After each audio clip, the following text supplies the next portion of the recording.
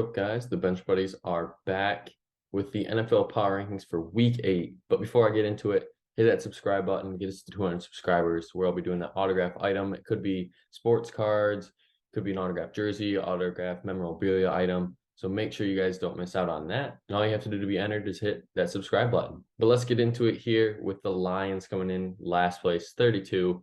This team had promise in the first half, led 6-3 at half, and then just after that, the whole team collapsed. The fumble, 5 turnovers, Jared Goff playing decently well besides, obviously his turnovers. But from a passing standpoint, he did pretty well. But this defense just couldn't contain the Cowboys in the second half, and that's the big storyline there. And if they can't contain the Cowboys, then good luck with the Dolphins this week. 31, we have the Panthers moving up just one spot here after their win over the Bucs at home. They traded Robbie Anderson and CMC away, and they came out and absolutely dominated the Bucs. But you could tell this one was not going to go in the Bucs' favor after Mike Evans dropped the catch, in the first quarter. Easy touchdown, like 70-yard play, and just after that, it just did not go well for them. But you got to give the Panthers credit.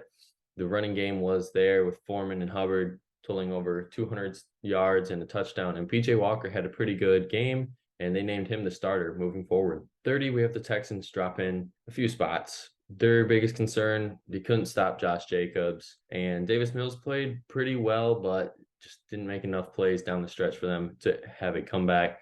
And that's the big thing for them is can they compete in all 4 quarters. 29, we have the Commanders staying put here, even though they beat the Packers. And, they're 3-4, but this team has played, just some scraped by wins. But does that take Ron Rivera off the hot seat? That's the big question mark moving forward. And Taylor Heinicke, could he possibly be the starter for the rest of the season, if he gets a big win here in Indy? 28, we got the Bears moving up 2 spots after Monday Night Football win in New England, which was the big storyline. I'd say one of the bigger storylines of the week. The Bears absolutely going in there and dominating. They held New England to 70 rushing yards, which is a team that averages around 125 a game. Fields probably played his best game of the year, running and throwing. And now they go into Dallas to pull off a big upset. 27, we have the Jaguars moving up a spot due to competing with the Giants the whole game and just needed 1 more yard to possibly win this game. But, they couldn't get it done. Lawrence played pretty well. The completion percentage wasn't the best, but he had over 300 passing and a touchdown. But their storyline is they traded James Robinson away, and that means it's the ETN show from here on out. And they have big things for him, and we'll see what he can do his first week without James Robinson. 26, we have the Pittsburgh Steelers. A close Sunday night football game against the Dolphins in Miami. They did great in the second half. The defense really showed up, but the offense just went MIA. Kenny Pickett really cost them the game down the stretch, 2 interceptions late. But other than that, he played pretty well. He just needs to, limit those interceptions, and the Steelers team could be looking at a few wins here. Are they going to go in and upset the undefeated Eagles? Probably not, but, stranger things have happened this year. 25, we have the Falcons. They got blown out a week after Mariota won Offensive Player of the Week for the NFC, and they just couldn't stop the Bengals. Burrow and Chase pretty much dueled them for the whole game. They got doubled in total yards, and Mariota barely threw the ball even when they were down a lot. So this Falcons team need to regroup against a lowly Panthers team. 24, we have the Denver Broncos jumping back a few spots, and that's just due to the fact that they have 4 straight losses right now. Yes, it hasn't been them, the offense showing up. Everyone knows that. The defense has done their part. But if this offense can show up one game, score over 20 points, I really think they have a shot. And this is the week to do so against the Jaguars in London. Russell Wilson is trending towards playing, but it's not 100% confirmed yet. And if he plays, maybe, he needed a week off just to regroup and take a different approach. And maybe that'll be the best thing for the Broncos. 23, we have the Cleveland Browns dropping a spot. Tough loss in Baltimore. Obviously, the false start penalty that shouldn't have been called took them not out of field goal range, but made it a tougher field goal. And then Katie York obviously shanked that one really bad. But, 56 yards is a lot better than a 61-yarder. So I understand the Browns' pain there. But their thing is they're on a 4-game losing streak as well. And this season could get out of hand very soon. If they don't win this week against the Bengals, it's panic time because, Deshaun is almost back. They played 7 games already. He's suspended for 4 more. And when they get him back, they're trying to look around 500. So they're going to have to win some big games here late. And they also have Kareem Hunt and Greedy Williams on the trade block looking to get moved. So those are some names to watch for the Browns. 22, we have the Las Vegas Raiders moving up after they pretty much dismantled the Texans. At least Josh Jacobs did. 143 yards, 3 touchdowns. And that's a big win for them after a bye week. And they needed to win this one to stay alive in the AFC West. With those teams, obviously some good teams. Chiefs, Chargers ahead of them, and now they're ahead of the Broncos. But if they want to stay for the wild card race at this point, they got to win these games, and they got to go into New Orleans to keep that up. Speaking of those Saints, you got them here at 21 with their tough loss in Arizona on Thursday Night Football. Storyline here was Andy Dalton playing an excellent game, but unfortunately the 3 interceptions ruined him and his great game. And obviously 2 of those were pick sixes, which eventually cost them in the end. But the bright spot coming from this team is Alvin Kamara. Looks like he's finally healthy, playing well. Chris Olave, he's been playing excellent this year, almost 500 yards and 2 touchdowns. So if he can keep that up, this Saints team just needs to get Michael Thomas and Jarvis Landry healthy, and maybe Jameis healthy as well, and they could, possibly reel off a few wins here and get back into the playoff conversation. 20, we got the Cardinals, who just beat those Saints. Now they're going into Minnesota for a much-needed win to stay, afloat in the NFC West because they're all so close. But those pick sixes that we were talking about helped the Cardinals win. Kyler Murray and D-Hop connection was awesome. Finally good to see them back. I think he had 10 catches for over 100 yards, and 10 of those 20 passes were to D-Hop that were completed. So it shows that they needed D-Hop back. Robbie Anderson, I expect him to have a bigger role now this week after, getting dealt Monday and their Thursday playing. And obviously when Marquise Brown gets back, this team could make some noise. Even, James Conner too, he hasn't been playing either. So this Cardinals team just needs to get healthy and get their scheme right, and they could be dangerous down the stretch. 19, we have the Indianapolis Colts with their loss at the Titans. I dropped them down 1 spot. They have a good redeem game this week against the Commanders. But the big storyline here coming for the Colts is Matt Ryan getting benched for Sam Ehlinger. The Texas quarterback looks to have his shot this year. And Michael Pittman's been great. Obviously, Jonathan Taylor's been so-so. But Paris Campbell is pretty much the guy that you want to be talking about right now. He's had 2 games back-to-back with touchdown, great games, and 12 targets last week, 10 receptions. Could this be a breakout, second half for him? It's trending that way, and if Ehlinger can, get him the ball as much, the little under routes, which he is good at, the slants and curls, all that stuff, then he could have a big year. 18, we got my Packers. Man, not much to be said here, except they've lost 3 in a row. Should have beat the Commanders, but just struggled, held to 38 rushing yards, and you can't run the ball when it's 2nd and 9, 2nd and 10 almost every play. And they were in that situation a lot in this game. But Rodgers, he's pretty much making the most of what he can do. I think there was 8 total drops in this game. And it's just more evident every week that the Packers need to do something with the receiver position. It's not, at this point, chemistry. It's just guys that shouldn't be out there, in my opinion. But, they've earned the right to be out there. But it just isn't working for Rodgers. And what do you get this week? Well, you get Sunday Night Football against the Bills in Buffalo after a bye week. So congratulations, Packers. 17, we got the Patriots dropping 2 spots. And this was more, not them losing, but the storyline came out was the quarterback controversy. Is it going to be the Bledsoe-Brady situation? Obviously, Mac Jones last year led him to a playoff berth, came in this year, then got hurt, and Zappe going off now. He looks like he is the guy. And, Mac Jones got benched. Zappe came in and threw a touchdown. And, okay, this team's clicking, and just had a rough second half. But it happens, and they're just going to have to be talking about this pretty much every week now at this point to see who's the Patriots quarterback is going to be. 16, we got the Niners. I'm dropping them a little bit here just because this defense just did not show up against the Chiefs. What happened? I don't know. Not good, and they get a rebound game with divisional opponent Rams. So this is a big game, not just for the division, but for playoff hopes as well, almost halfway through the season. And if Jimmy G can perform better, Christian McCaffrey's going to get way more involved this week. So that's going to be a tough game plan for the Rams to stop now that they have Debo and Christian McCaffrey. 15, we got Tampa Bay, and not much to be said here, except you knew what kind of game this was going to be after Mike Evans dropped that pretty much 70-yard touchdown. And then after that, they really didn't have a chance at scoring other than the field goal by Suckup. But this is Brady's first loss to the Panthers since joining Tampa Bay as he's probably contemplating right now, was it worth a marriage to come out of retirement and be 3-4 right now. 14, we got the Rams. They're coming out of the bye, going to the Niners with a new look team. Their big storyline, Matthew Stafford. Is he going to play better? He leads the league in interceptions right now. And if he can figure that out, limit those, then this Rams team could maybe pull off a few wins here and people start forgetting about that.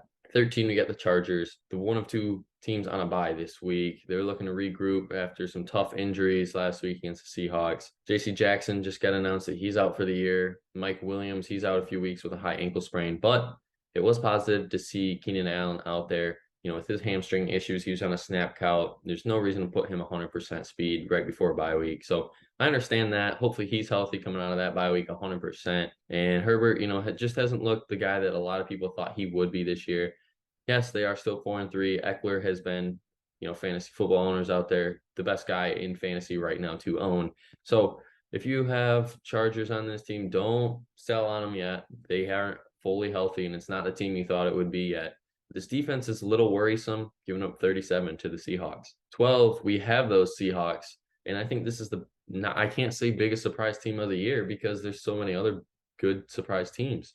They pulled off a big win in LA, and they go to the Giants, which is another surprise team that is looking to stay with one loss through these 7 weeks. And it's going to have to come down to the ground game. Kenneth Walker is going to have another stellar performance to really squeak out a win there. Geno, he's going to have to step up a little bit, but he's doing enough and even more to give this Seahawks team some life and some wins. Maybe they knew what they were doing when they traded Russ. 11, we have the Dolphins moving up 5 spots again, and this is due to in part that Tua being healthy. They're undefeated when Tua starts and finishes a game this year, but the only worrisome they had was just not scoring in the second half. It looks like they got stagnant on offense, but they did hold the Steelers to no points in the second half as well, with 2 interceptions of Pickett late, so that sealed the game. But if this team wants to, keep moving forward, obviously they have an easier game against the Lions in Detroit this week, and I expect them to go in there and probably put up at least 30 on the Lions just because of how bad that defense is. And the Lions can't score right now. They just can't figure things out. Starting our top 10, we have the Baltimore Ravens with a close win against Cleveland. Their big storyline from this one was Gus Edwards finally making his anticipated return. And it was great. 2 touchdowns, 66 yards, really had the spark on offense, after J.K. Dobbins got ruled out early this week with his injury. He's going to be out for a little bit. But Lamar didn't really do anything too spectacular. Game managed, still got to win. And now they have Tampa on Thursday Night Football. At 9, we have the Tennessee Titans. I think this team's still being slept on. They have won 4 straight after losing their first 2. They swept the Colts for the second time, back-to-back years. And they didn't score on offense, which is a little worrisome. They did have 4 field goals, so they were right there. They just couldn't punch it in. Derrick Henry obviously had a great game, 30 attempts, really ground and pound this one out, as Tannehill, did look like he was getting injured there. Willis came in for a little bit. He had a costly fumble. So it's going to just see how monitor Tannehill's status going into this week against the Texans. 8, we have the Bengals moving up 1 as well with their big win against the Falcons at home. Now they go into Cleveland looking for another big win to stay atop the AFC North with Baltimore. Joe Burrow had an excellent game, over 500 total yards, 4 total touchdowns. Jamar Chase had an excellent game as well with 130 yards and 2 touchdowns. So as long as this Burrow-Chase connection is going to be, playing every week, then it's going to be scary. And we saw what Tyler Boyd did and T. Higgins. So the Bengals are looking like a scary team yet again. And if their defense can hold the Browns to 20 or less, there's no doubt in my mind that this Bengals team will walk out with a W. 7, we have the New York Jets still here. Yes, the New York Jets are in the top 7 after, what a crazy start to the year. This team was pretty much written off from the beginning. I originally had them as a playoff team at the beginning of the year, and it's looking like it might happen here. But the only bad thing here was not Bryce Hall. I don't want to put Bryce Hall. Sorry. TikTok was all there. It's Breece Hall. He's done for the year with his torn ACL. So immediately they make a move, go out and get James Robinson from Jacksonville, exchanging a 6th round pick, possibly 5th round, if he rushes for 200-something more yards, which will probably happen. But Zach Wilson, I think, needs to elevate his play if this team really wants to exceed and move forward. I know they're 5-2, playing well, have a tough Patriots team coming in after the loss. but Wilson's going to have to throw for some touchdowns here if they really want to win this game. 6, we got the Dallas Cowboys. They're staying put here just to, it wasn't too spectacular of a game. They were down 6-3 at half, but they shut out the Lions in the second half and forced 5 turnovers. So the defense is obviously a top 3 defense right now in the NFL. Zeke, he had a great day with 2 touchdowns, and Dak's return was just okay, nothing great, but he did enough. They eased him back into it, you could tell, and he had a good day. And let's see if they aired out this week against the Bears. And they also play the NFC North 4 straight weeks. So this is week 2 of the NFC North. Starting our top 5, we have the New York Football Giants. Narrowly escape yet again in Jacksonville. Yes, they won on a pass play that they tackled the wide receiver at the 1-yard line.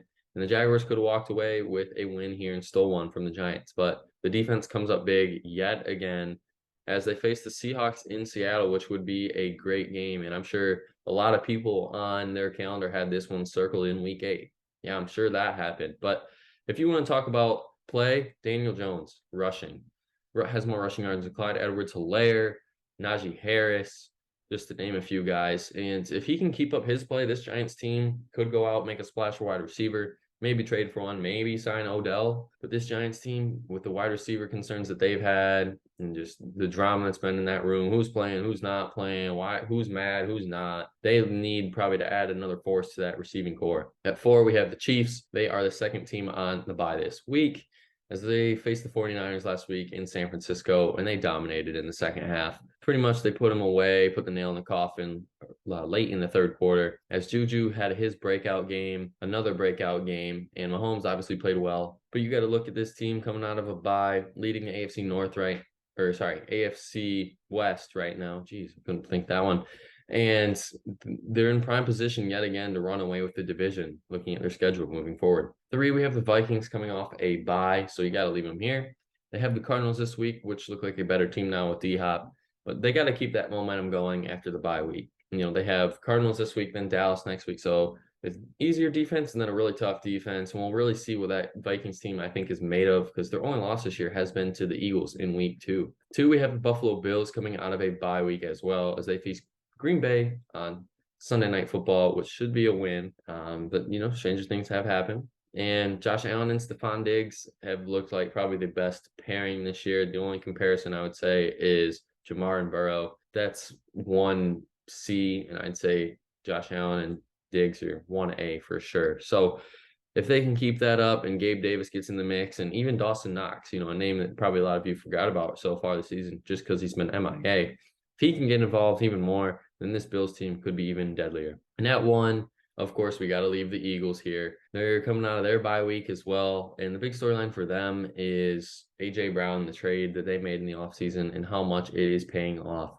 With Devonta Smith, Dallas Goedert, Miles Sanders even having great years. No one's really talking about how big of that trade was and how much it actually helps this Eagles team. Because last year we saw them a 7 seed in the playoffs. And, they were looking towards this year like, all right, this will be our year. And what they do, go out and make a big move.